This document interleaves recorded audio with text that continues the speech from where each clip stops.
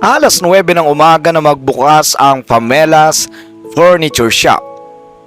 Bukas na ang shop at nakatayo na ang on-shift nitong supervisor na si Benedict. Si Benedict ay matangkad, medyo mahaba ang baba, maputi at may kalakihan ng pangangatawan. Isang taon na siyang supervisor ng nabanggit na furniture shop. At overall, hindi gusto ng mga empleyado ang kanyang pag-uugali. Si Benedict kasi ay nasobrahan sa pagiging perfectionist. Ayaw na ayaw niyang nagkakamali ang isang empleyado at kunting mali lamang ay papahiya na niya ito sa harapan ng maraming tao, kahit nasa marami pang customer. Sa loob ng nakalipas na 5 buwan ay 7 empleyado na ang nag-resign dahil nga sa kanyang pagiging istrikto. Ngunit tila hanggang ngayon ay hindi pa rin napagtatanto na siya ang may mali. Hanggang isang araw, isang oras nang hindi pa dumadating ang isa sa mga tagabuhat ng furniture shop. "Nasaan na ba si Tonyo?" Sigaw na tanong ni Benedict sa harap ng marami niyang tauhan. Nag-text na po ako sa kanya, sir. Hindi pa rin po kasi siya nagre-reply," sabi ng kaibigan ni Tonyo na si Lando. "Putang ina naman talaga, oh. Pangalawang beses ninyang na-late to this month," pagmumura na lamang ni Benedict. "Pagsasabihan ko talaga ang lalaking yan. Alam na nga niyang critical days ngayon dahil mag-New Year eh. Maraming trabaho tapos nagawa pa niyo magpa-late. Tapos lagpas 1 oras pa." Nakatanggap ng reply si Lando mula kay Tonyo. "Sir, nag-reply na po si Tonyo. Sinugod pala po sa ospital ang asawa niya kanina dahil na-aksidente po pala. Hindi siya nakapagpaalam dahil sa sobrang pagmamadali niya. Naiwan daw niya po ang phone niya sa bahay eh," sabi naman ni Lando. Ano? Ano raw? Hindi raw ba siya makakapasok ngayon? Ite-text ko po siya, boss, kung makakapasok po siya," sabi ni Lando at itinext na nga niya si Tonyo. Nang makatanggap ng reply ay kaagad niya itong sinabi sa supervisor. "Boss, hindi raw po makakapasok. Baka mga 2 araw daw po siyang hindi makakapasok. Malalaro po kasi ang sugat sa katawan ng asawa niya." Napahimas na lang sa batok si Benedict. Mararamdaman ang galit na galit siya ngunit nagpipigil lamang siya.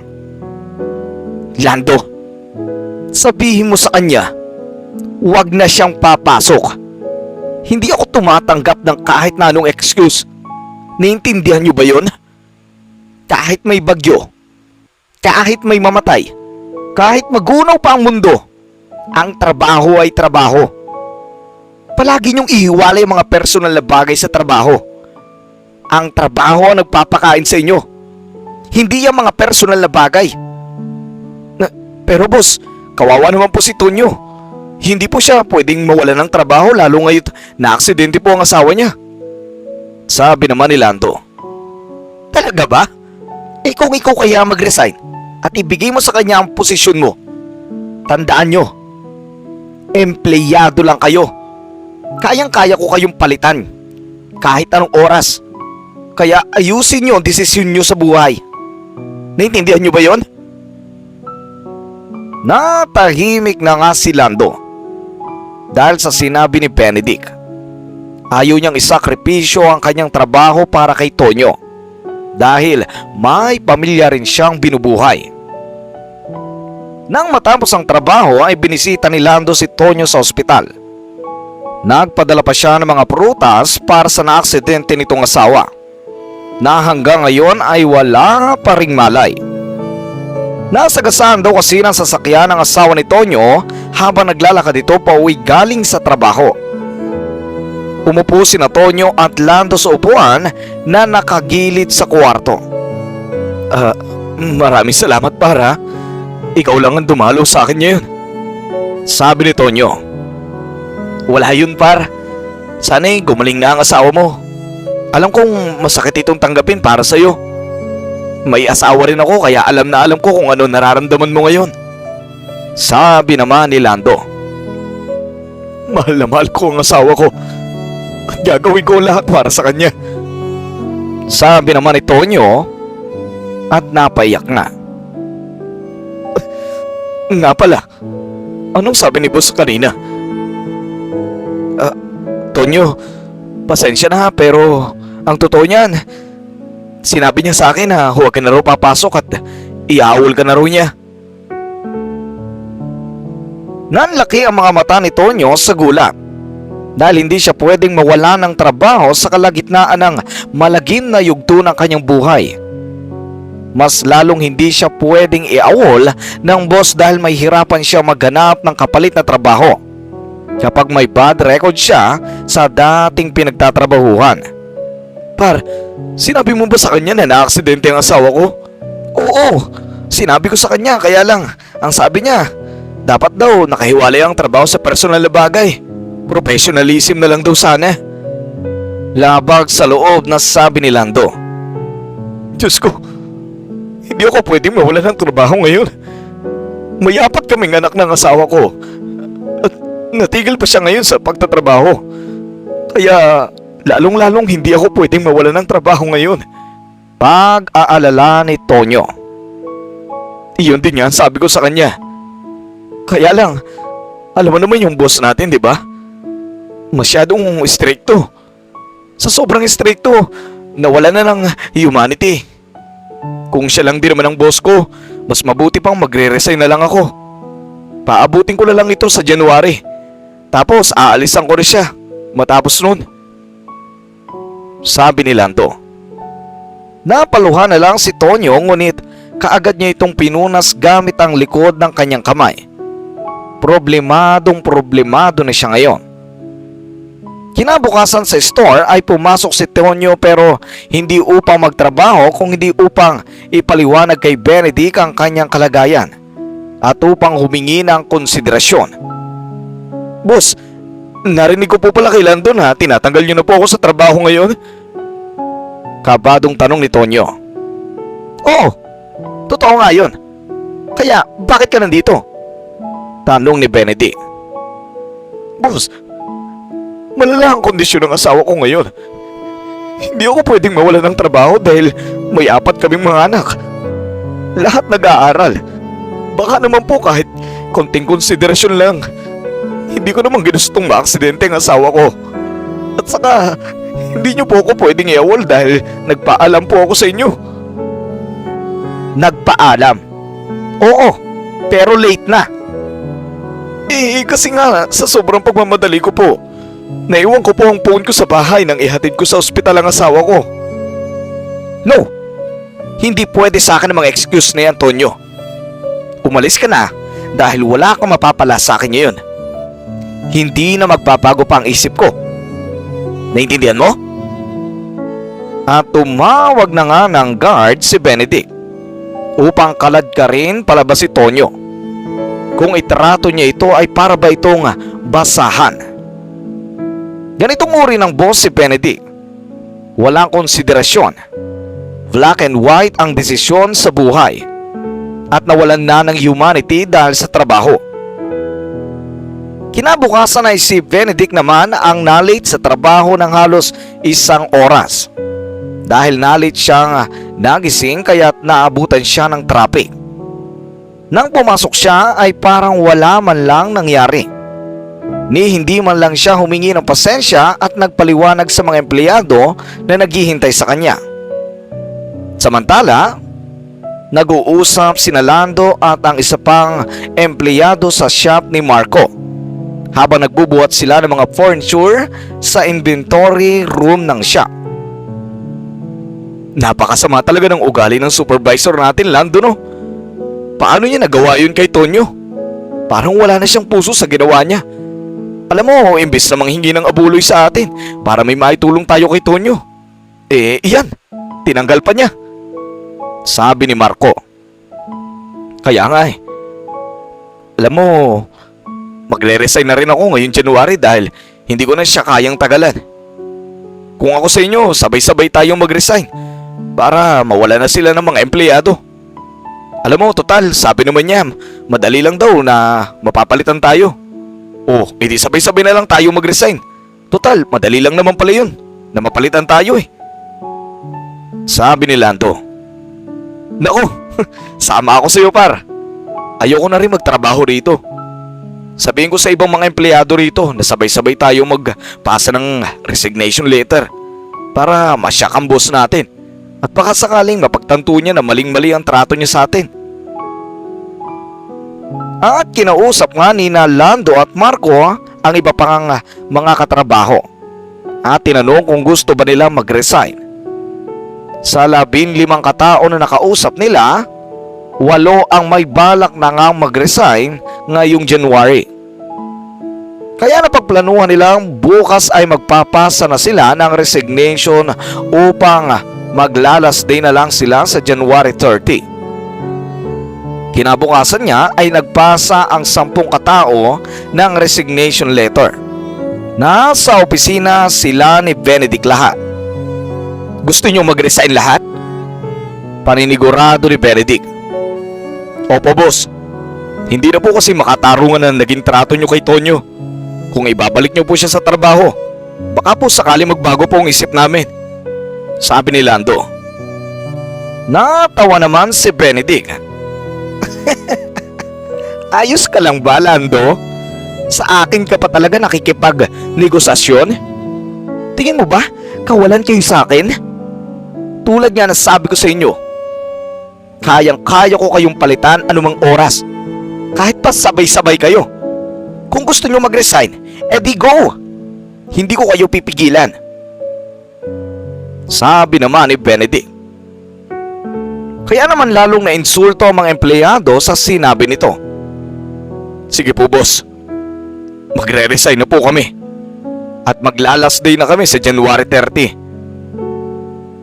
Masama ang loob na sabi ni Lando. Nang kinabukasan ay muling na late si Benedict sa trabaho. Halos 2 oras din siyang na late. Hindi kasi siya ulit nagising ng maaga dahil nagwalwalan pa siya kasama ang misis kagabi. Muli, walang kahit na simpleng paumanhin si Benedict sa kanyang mga empleyado. Subalit, kapag ang mga empleyado ang na-late ay binubulyawan niya ito. Kapag siya ang na-late ay parang wala lang. Samantala, isa sa mga empleyado ng store ay si Paul. Inutusan ito ng owner ng shop na si Johan na pumasok sa store upang obserbahan ang pamamalakad ng kasalukuyang supervisor nito.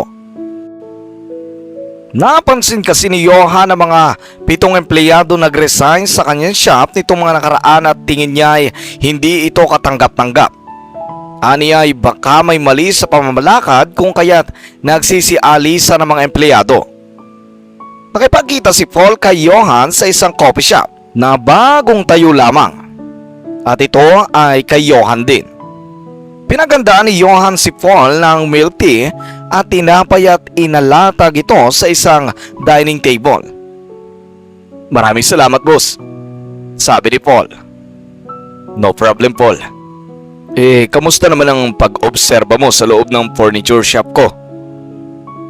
Uminom muna ng milk tea si Paul at sinabi, Boss, hindi maganda ang pakikitungo ng supervisor mo sa mga tauhan niya. Kunting mali lang ng mga ito ay sinisigawan na niya ang mga ito sa harap ng maraming tao. Tapos, may isa pang empleyado ang naaksidente ang asawa, kaya hindi siya makapasok sa trabaho. Pero alam mo ang ginawa, boss? Sinisante niya ito. Alam niyang naaksidente ang asawa nito. Ganun pa rin ang ginawa niya. Ganun ba? Mukhang mali talaga siya. Ang pinili kong maging supervisor ay hindi nararapat sa pwestong to. Dapat noon pa lang hindi ko na siya tinanggap. Kamusta naman ang performance niya sa store? Sabi ni Johan. Yun nga nakakatawa boss Nito mga nakaraan lagi daw siyang late. Minsan 1 oras. At alam mo ba boss, kanina late siya 2 oras. Hintay kami ng hintay sa kanya. Hindi kami nakapag-start kaagad dahil nga wala siya. Kung ganoon pala, Kapag kayo ang late, parang ang sama-sama niyong tao. Pero kapag siya ang late, pa-chill-chill lang siya. Sabi na lang ni Johan at napahimas na lang siya sa kanyang balbas. Yes po boss. Sa ngayon po, 10 employees na po ang nagsabay-sabay na mag-resign. Sa January 30 po ay last day na nila kaya hiring na po ulit ng store natin. Nagulat si Johan. Ito ay kaduda-duda. 10 sabay-sabay? Eh bakit daw? Dahil ba sa ugali ng supervisor? Opo boss. Nakiusap sila kay boss na ibalik sa trabaho si Tonyo para hindi na nila ituloy ang pagre-resign nila. Pero alam nyo, imbes na pumayag ang sabi ni boss sa kanila, kayang-kaya niya raw palitan ng mga ito. Labis na nagalit si Johan sa kanyang narinig. Naiyukom na lamang niya ang kanyang mga kamao dahil hindi na niya kaya pang tiisin ang lahat ng mga naririnig. Paul, kamusta naman yung empleyadong na-aksidente ang asawa? Ayun po boss. Problemado dahil hindi alam kung saan kukuha ng ipapakain sa pamilya niya. Nakakaawa nga po boss Nahabag naman si Johan. Kaya naman ang araw ding iyon ay inalam niya kung saan nakakonfine ang asawa ng empleyado. Nang matunton ay nagpadala siya ng fruit basket doon. Sino po kayo sir? Pagtataka ni Tonyo. Ako si Johan. Ako ang owner ng furniture shop na pinagtatrabahuhan mo. I'm so sorry. Dahil nangyari sa asawa mo yan. Sabi ni Johan. Ganoon po ba? Kayo po pala yun. Hindi ko pa po kasi kayo nakikitang pumunta sa shop. Yes. Dahil ang furniture, ang least of my favorite business. Kaya hindi ko yun pinupuntahan. Makikita mo ako palagi sa coffee shop dahil yun talaga ang kahiligan ko. But anyway, kamusta naman ang asawa mo? Yun nga po Nagising na po siya kanina sir. Pero ngayon, pinagpahinga ko muna ulit. Problemado po ako ngayon sir. Kung saan ako kukuha ng may papagamot ko sa asawa ko. Lalo pat natanggal po ako sa trabaho. Malungkot na sabi ni Tonyo. Narinig ko nga ang tungkol doon. Huwag ka mag-alala. Tonyo ang pangalan mo, hindi ba? Yes po, sir. Huwag ka mag-alala, Tonyo. Ako na ang bahala sa pagpapagamot sa asawa mo. Bantayan mo siya hanggang sa tuluyan siyang makarecover. I'll approve your leave. Ilang leave ba ang kailangan mo? 10 araw? Nagulat naman si Tonyo sa kanyang narinig. Kayo na po ang sasagot sa pagpapagaling sa asawa ko, sir. Hindi nito makapaniwalang tanong. Ngumiti naman si Johan. Oo, Tonyo. Ako na ang bahala ron. Basta sa nakalap kong record ng store, mukhang 5 years ka na palang nagtatrabaho sa store ko. Maraming salamat sa loyalty mo kahit na ganun ang ugali ng supervisor. Sobrang na-appreciate ko yun. Kung hindi lang dahil sa inyong mga empleyado ay hindi tatakbo ang isang negosyo. Kayang malaki ang utang na loob sa inyo. Sa inyong lahat. Napahagulgol naman ang pag-iyak si Tonyo. Sobrang stress na kasi ang kanyang mga nararamdaman itong mga nakaraang araw. Dahil sa kakaisip kung paano niya bubuhayin ang mga anak at mapapagaling ang asawa. Naisipan pa niyang gumawa ng malaking krimen para lamang masolusyonan ang problema niya. Ngunit dahil nga mas nanaig ang takot niya sa Panginoon ay hindi niya ito tinuloy at sa halip ay nanalangin na lang siya na sana'y maging maayos din ang takbo ng buhay niya. At ngayon nga ay dininig na ito ng Panginoon at pinagkalooban siya ng isang napakalaking biyaya. Nako sir, kung ganun maraming salamat po. Salamat po sa lahat ng maitutulong nyo. Hindi ko po yun kayang tanggihan dahil kailangan na kailangan ko po talaga ng tulong ngayon. Di bale sir, babawi po ako sa inyo. Promise po yan. Mas pagbubutihin ko po ang pagtatrabaho sa Oras na. Bumalik po ako sa trabaho. Aasahan ko yan, Tonyo, ha? Sabi naman ni Johan. Yes, sir. Salamat po. At binayaran na nga ni Johan ang lahat ng bills ni Tonyo. Nagabot din siya ng konting tulong na 10,000 para sa lalaki, habang nakatigil pa ito sa pagtatrabaho. Salamat, sir, ha? Ibawas nyo na lang po ito sa sasahudin ko. Hindi na bale, Tonyo. Bukal sa loob ko ang pagtulong na yan para sa'yo. Napakalaki ng utang na loob ni Tonyo kay Johan. Ngayon lang siya nakatagpo ng ganitong kabuting tao sa buong buhay niya. Maraming salamat po talaga. Pagpalain po kayo ng Panginoon. Salamat, Tonyo. At pagpalain din kayo. Kinabukasan may naisip na plano si Johan.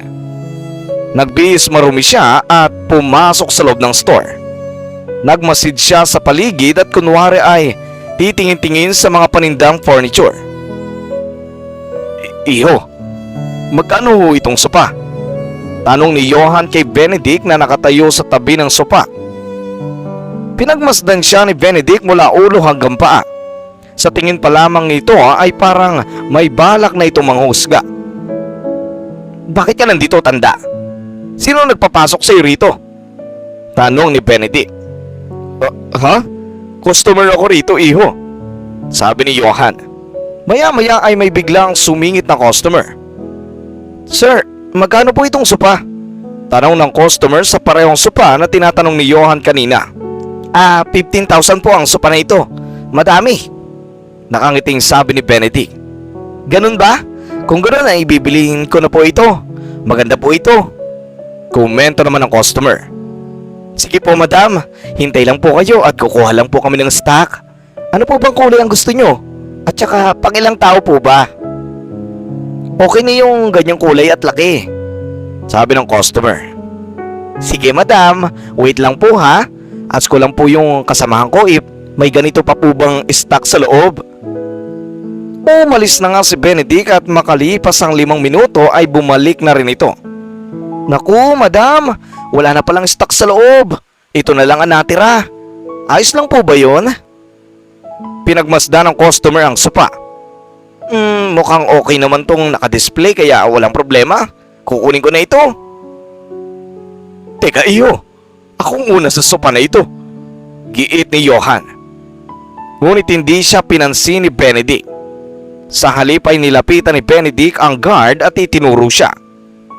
Nabasa kagad ni Johan sa mga galaw ni Benedict na inuutusan nito ang guard na ligpitin siya.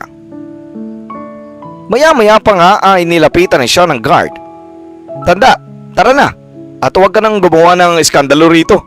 Sumama ka na lang palabas para wala ng problema. Kalmadong sabi ng guard. Nagpumiglas si Johan. Teka, bakit?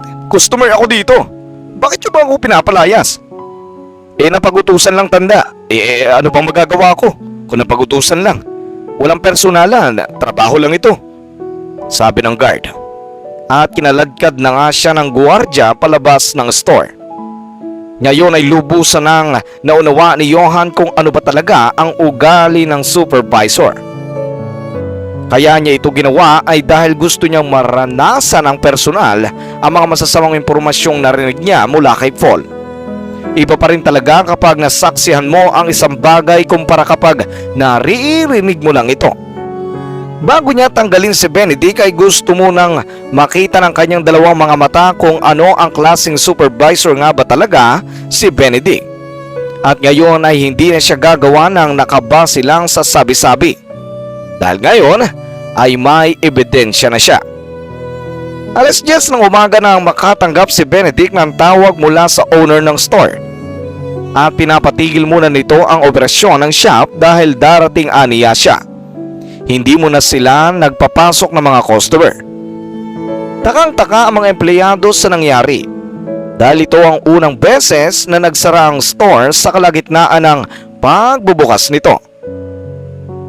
Umayos kayong lahat. Dahil pupunta ngayon ang owner ng shop.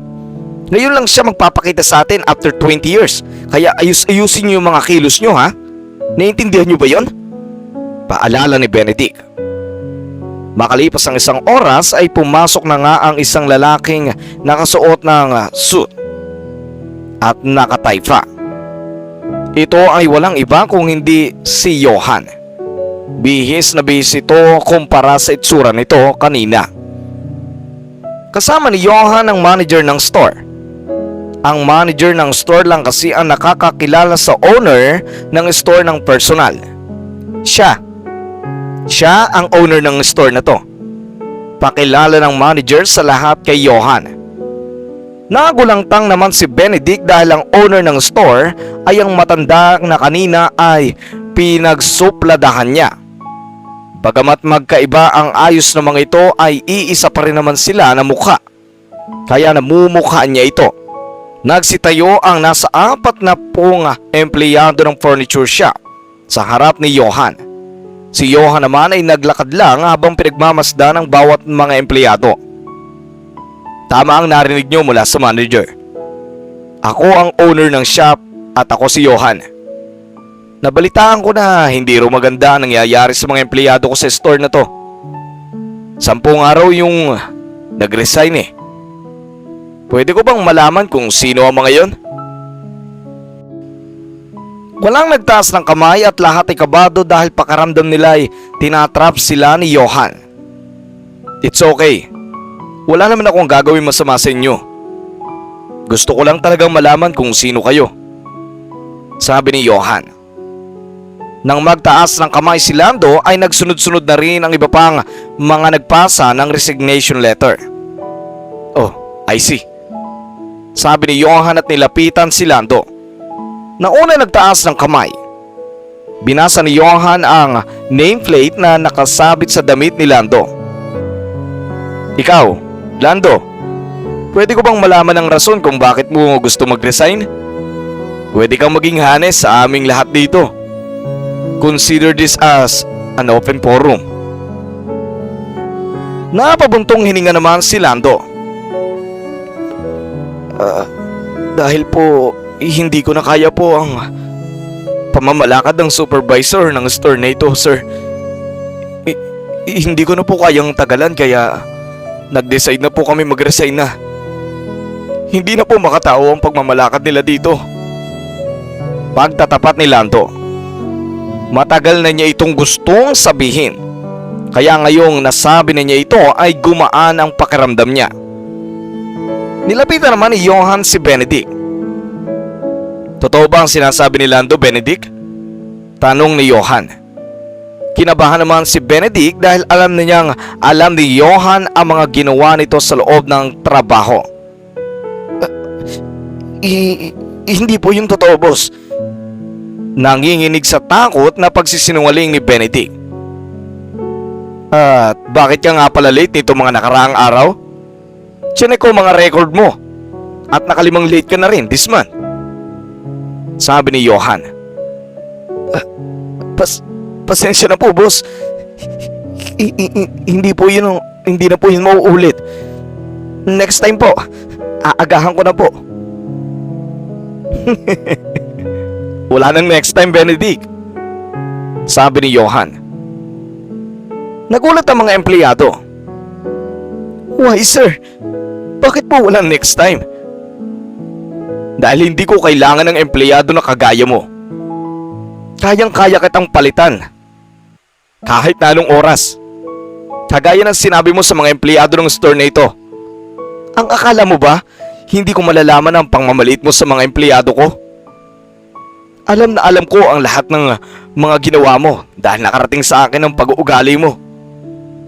Nagpanggap ako madungis kanina para kumpirmahin kung ano ba talaga ang turing mo sa mga tao. Pero ngayon, totoo pala talaga ang balita. Sir, kasi po, magdadailan pa sana si Benedict ngunit hindi na ito nakapalagpak dahil nagsalita si Johan. 7 araw. Iyan na lang ibibigay kong palugit sa iyo, Benedict. Maghanap ka na ng ibang trabaho sa loob ng 7 araw. Walang puwang katulad mo na mang maliit na mga empleyado na mas mababa sa iyong posisyon. Hindi ko yun hahayaan na mangyari. Sabi ni Johan. Walang ibang nagawa si Benedict kung hindi ang iligpit na ang kanyang mga gamit. Umalis na siya dahil namumula na siya sa kahihiyan. At wala na rin siyang balak pang magpatuloy sa pagtatrabaho. Nilapitan naman ni Johan si Lando. Lando, narinig kong ikaw ang nakaisip na magpasa ng resignation para mapakinggan ang mga hinanaing nyo. Tama lang ang ginawa nyo. Kailangan nyo ring ipaglaban ang mga karapatan nyo bilang mga empleyado dahil wag na wag kayong papayag na maaapi kayo sa kahit na sinong tao. Narinig ko rin na ikaw ang nagpasimuno ng koleksyon para magbigay ng konting tulong kay Tonyo. Natutuwa ako sa mga ginawa mong yun. Pwede bang wag nyo nang ituloy ang pagre-resign nyo? Kung babalik po rito si Tonyo ay hindi na po kami magre-resign. Katunayan, iyon din po ang kondisyon namin noon kay boss. Sabi ni Lando. Huwag kayong mag-alala. Pinapayagan kong mag-leave naman si Tonyo at sinagot ko na rin ang hospital bills ng asawa niya. Laking tuwa ng lahat sa kanilang mga narinig. Kaya naman inurong na lang nila ang kanilang resignation. Wala na ang dahilan sa kagustuhan nila mag-resign kung kaya't ipagpapatuloy na nila ang pagtatrabaho. At Lando, pwede bang gawin kitang supervisor ng store na ito? Dahil nakikita kong mukhang magiging maganda ang pagpapatakbo mo sa store na ito. Sana lang ay huwag mong gagayanin si Benedict, ha? Talaga po, sir. Kung ganun po, sige po. Tatanggapin ko pong responsibilidad na yan. Papalitan ko po si Boss Benedict. Salamat kung ganun, Lando. Sa'yo na namin ipapaubaya itong store sa tuwing wala ang manager, ha? Sabi ni Johan na nakangiti. Salamat po ulit, sir. Abot sa tainga ang mga ngiti ni Lando dahil sa sobra niyang kagalakan. At magmula nga noon ay naging maganda ang pamamalakad ni Lando sa mga empleyado niya. Siniguro niyang malusog ang mental health ng mga empleyado niya at hindi ito may stress sa pagtatrabaho. Naging maganda ang pamamalakad ni Lando. Naging inspirasyon si Johan sa kanya upang maging mabuting boss. Makalipas lang ang isang linggo ay bumalik na sa pagtatrabaho si Tonyo. At laking gulat nga nito nang mabalitaan na wala na si Benedict. At napalitan na ito ni Lando. Magmula noon ay mas naging productive pa ang mga empleyado ng buong store. Nang mawala na ang katoksikan. Totoo nga kung minsan, kaya hindi nagtatagal ang mga empleyado sa isang negosyo ay hindi dahil sa baba ng sahod. Kung hindi dahil sa stress na naidudulot ng paninigaw o pangmamaliit na mga nasa mataas na posisyon. Tama ang sinabi ni Johan. Napaka-importante ng empleyado sa isang negosyo. Dahil kung wala ang mga empleyado ay hindi tatakbo ang isang negosyo. Kaya dapat lang itrato natin sila ng tama. Hindi lamang bilang empleyado kung hindi tratuhin din sila na parang kapamilya. Hanggang dito na lamang po ang ating kwento para sa araw na ito. At dito na po nagtatapos ang kwento para sa araw na to. Sana'y nagustuhan niyo po ang kwentong handog namin sa inyo. Kung hindi pa po kayo nakakapag-subscribe ay mag-subscribe na po kayo. Maraming salamat po sa lahat ng nagko-komento at lagi nagla-like, share at nagsusubscribe. Mahal na mahal ko po kayo. Yun lamang po, ito po ang Dagi TV. Nagpapaalam. Peace out.